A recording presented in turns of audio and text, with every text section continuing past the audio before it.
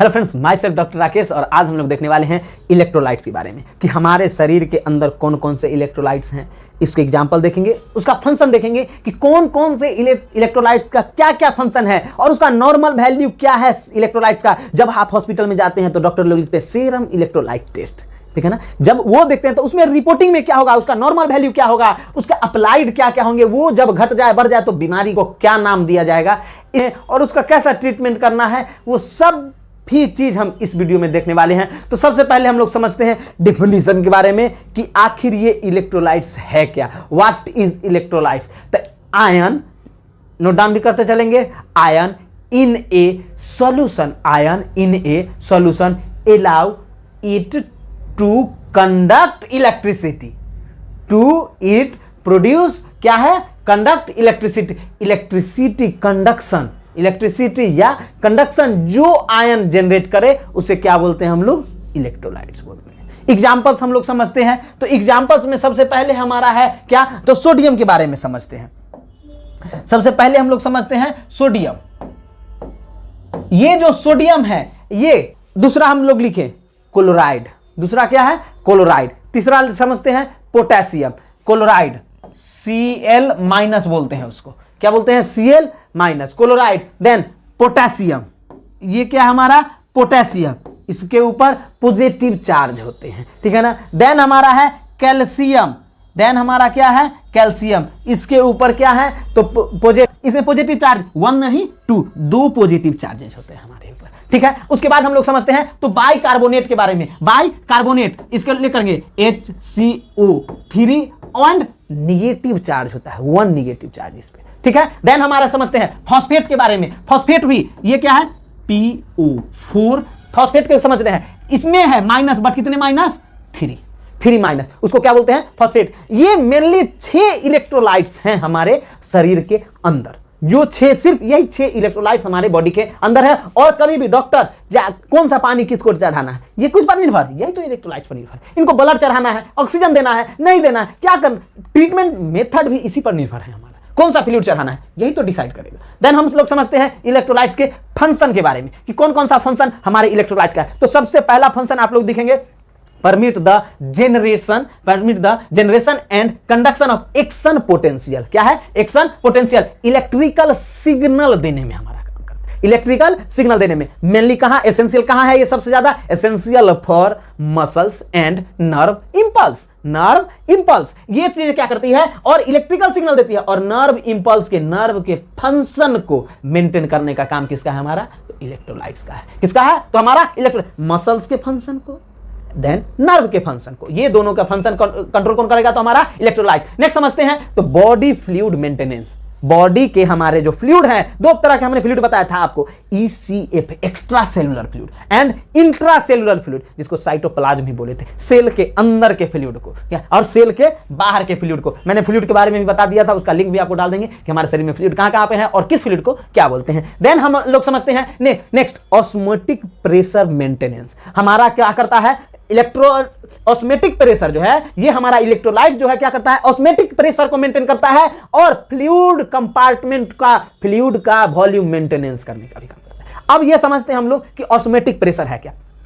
Osmotic pressure, dead pressure, वो pressure है osmotic pressure जो हमारे वाल के बगल से जो भी फ्लूइड निकलता है, उस जो फ्लूइड को जो वाल पे लगने वाला प्रेशर होता है उसको क्या बोलते हैं ऑस्मेटिक प्रेशर। इस चीज को और अच्छे से समझिए। जैसे हमारा अंदर ब्लड वेसल्स हैं, ब्लड वेसल्स है, इसमें ब्लड सेल्स है, हमारे ब्लड प्लाज्मा है, जो भी ब्लड कंपोनेंट है, ब्लड का जो भी केमिकल्स है। अब ये इसमें क्या कर रहा है, फ्लो कर रहा है, चल रहा है। ये क्या करता है, ये चलते रहता है, इसको समझिए। और ये चल रहा है, अब ये चलते समय जो फ्लूइड से जो प्रेशर लगता है कहां पे, वाल पे, किस पे, ब्लड वेसल्स के वाल पे जो प्रेशर लगता है उसको क्या बोलते हैं हम लोग, ऑस्मेटिक प्रेशर। वाल पर जो लगा प्रेशर उसको क्या बोलेंगे, ऑस्मेटिक प्रेशर। और ये ऑस्मेट, और साथ में ये जो कंपार्टमेंट है, इसके फ्लूइड के भी मेंटेन करने का काम किसका है, इलेक्ट्रोलाइट्स का। और ये जो सेल वेसल्स है, ब्लड वेसल्स है, उसके बगल में जो सेल लगे हुए हैं, इसके भी फ्लूइड के मेंटेन करने का काम किसका है, इंटरस्टिशियल स्पेस के, इंटरस्टिशियल फ्लूइड के भी मेंटेन करने का काम किसका है, तो हमारा इलेक्ट्रोलाइट्स का। इलेक्ट्रोलाइट्स ही है, हमने बताया था आपको, इससे पहले भी बताया कि 3 तरह के प्रेशर होते हैं, osmotic pressure, oncotic pressure and hydrostatic pressure. ये 3 वही में ऑस्मेटिक प्रेशर है।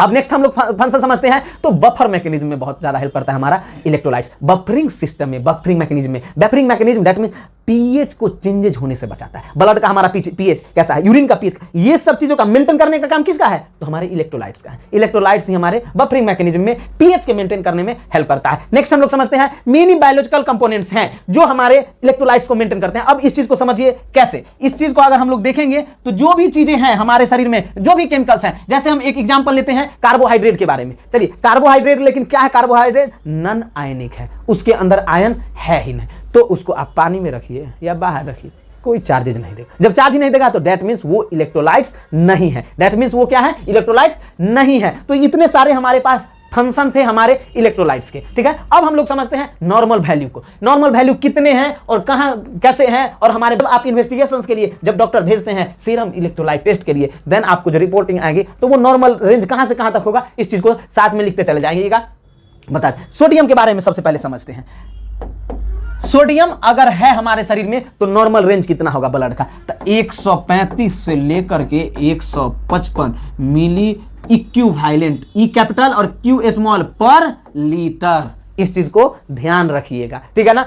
ये हमारा सोडियम का लेवल है। अब हम लोग समझते हैं पोटेशियम के लेवल के बारे में, ठीक है। ये हमारा पोटेशियम है, पोटेशियम का लेवल कितना है, 3.52 5.5 सेम चीज मिली इक्विवेलेंट पर लीटर। ये हमारा क्या है, पोटेशियम है। देन हम लोग समझते हैं क्लोराइड के बारे में, ठीक है ना। क्लोराइड में के बारे में तो ये कितना है, 97 टू लिखते चले 97 to 106 same milliequivalent per litre. ये हमारा क्या है, ये हमारा इलेक्ट्रोलाइट्स, जो तीन हमने बताया। अब हम लोग चौथा की तरफ चलते हैं, कैल्शियम के बारे में। कैल्शियम के बारे में, कैल्शियम में इस चीज को समझिए, इसका नॉर्मल रेंज कितना है, 8.22 10.2। इसमें इसका यूनिट चेंज है, इसको क्या बोलेंगे, mg पर dl, इसको बोलते हैं mg पर dl। बाइकार्बोनेट के लेकर के चलते हैं हम लोग, बाइकार्बोनेट को लेकर के, बाइकार्बोनेट के बारे में लिख लीजिए आप लोग। बाइकार्बोनेट का नॉर्मल रेंज कितना है, तो 22 से लेकर के 29 मिली इक्विवेलेंट पर लीटर। उसके बाद हम लोग समझते हैं नेक्स्ट। अब इस चीज को समझिए, 3 माइनस इसमें क्या है हमारा, तो नॉर्मल रेंज कितना है, 3 लेकर के 3 से लेकर के 4.5, 3 से लेकर के 4.5 mg पर dl। ये हमारा क्या हो गया, नॉर्मल वैल्यू हो गए हमारे सभी इलेक्ट्रोलाइट्स के। अब हम लोग समझते हैं अप्लाइड के बारे में, किसको क्या बोलेंगे, क्या बढ़ जाएगा, तो क्या, जैसे कि हाइपरनेट्रेमिया। जब सोडियम का अमाउंट नॉर्मल रेंज से 155 से ऊपर चला जाए, जब 155 से ऊपर चला जाए तो उसको हम लोग क्या बोलेंगे, हाइपरनेट्रेमिया। देन अगर 135 से कम हो जाए, 135 से कम हो जाए तो हाइपोनेट्रेमिया।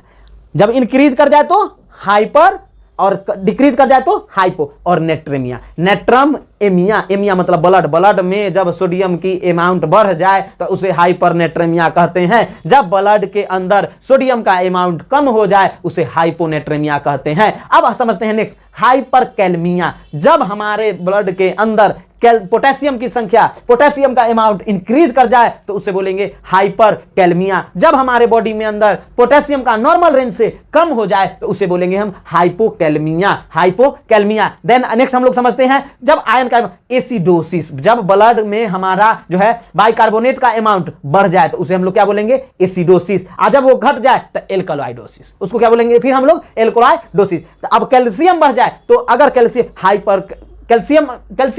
कैल्शियम का अमाउंट बढ़ जाए, देन हाइपो जब घट जाए। तो ये हमारे डिजीज के नाम थे, अलग अलग डिजीज थे। और हम लोग इस वीडियो में इलेक्ट्रोलाइट्स के बारे में देखें। अब ट्रीटमेंट में भी समझते हैं इस चीज को कि जब जरूरत हो, जैसे कि NH3%, NH5%, NH9%, NH50%, ये इस तरह से। जब सोडियम के बारे में, पोटेशियम का KCl करके एक मेडिसिन भी आता है आप लोग, और बाकी भी पॉटकॉल करके सिरप भी आता है। पोटेशियम अगर कम जाए, बढ़ जाए तो इसमें भी कर सकते हैं। और आप लोग इंसुलिन भी दे सकते हैं पोटेशियम के डिसबैलेंस में, उसका भी बारे में हम लोग चर्चा करेंगे और विशेष रूप से चर्चा करेंगे अगली वीडियो में। तब तक के लिए धन्यवाद।